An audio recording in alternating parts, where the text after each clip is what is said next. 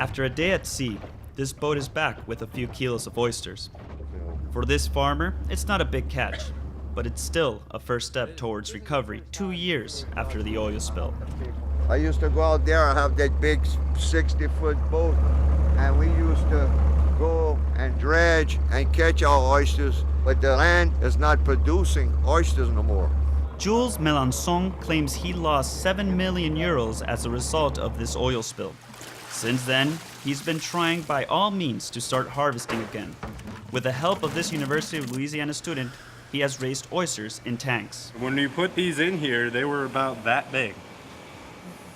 Mr. Melancon invested 75,000 euros in this project, much of which came out of the BP compensation he received. BP funding, 73,000 I believe it was.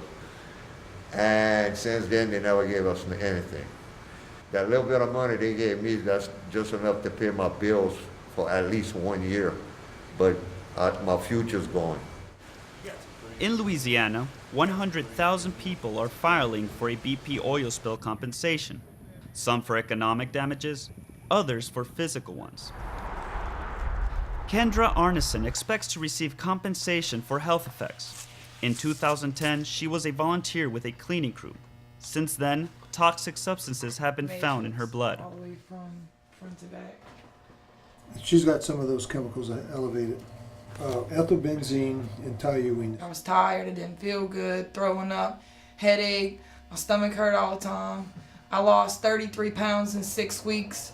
This doctor has seen over 60 patients with the same symptoms. He believes it is poisoning caused by the oil spill and the dispersant that was used to clear it. She's never had these symptoms before in her life. She's never been ill like this before in her life.